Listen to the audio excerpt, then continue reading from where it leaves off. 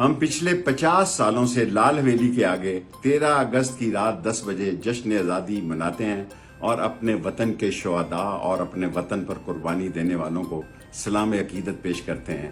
لیکن اس دفعہ حالات اتنے مخدوش کر دیے گئے ہیں کہ ہمارے گھروں کو روندا گیا ہے.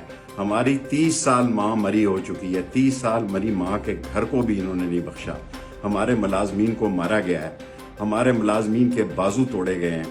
ہمارا گاڑیاں لے گئے ہیں, ہمارے گھڑیاں لے گئے ہیں, ہمارے فون اور ہمارے کیمرے لے گئے ہیں. ہمارے عدالت کے فیصلے کے باوجود واپس نہیں کر رہے. لیکن میں انشاءاللہ تعالی قوم کو یہ بتانا چاہتا ہوں کہ نسلی ہوں, اصلی ہوں, اور راول پنڈی اور پاکستان کی عزت کے لیے دوستی کو کبھی داؤ پہ نہیں لگاؤں گا. امتحان کے وقت دوستوں کے ساتھ کھڑا ہوں گا. عزت کی موت کو ترجیح دوں گا.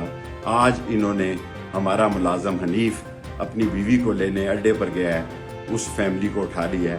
معلوم نہیں تھانے جا کے بیوی کو چھوڑ دیا ہے یا نہیں چھوڑا, لیکن حنیف کو انہوں نے تھانہ پیر ودائی بند کر دیا ہے. اور جتنے ملازمین کے ساتھ یہ زیادتی کر رہے ہیں, یاد رکھیں اللہ کے ہاں دیر ہے اندھیر نہیں. یہ پکڑ میں آئیں گے. اس سے حکومت کو کوئی فائدہ نہیں ہوگا, نقصان ہی نقصان ہے. اور میں اپیل کرتا ہوں کہ حنیف اور اس کی فیملی کو فوری طور پر رہا کیا جائے. پاکستان زندہ باد. 13 اگست 14 اگست جشن آزادی زندہ باد.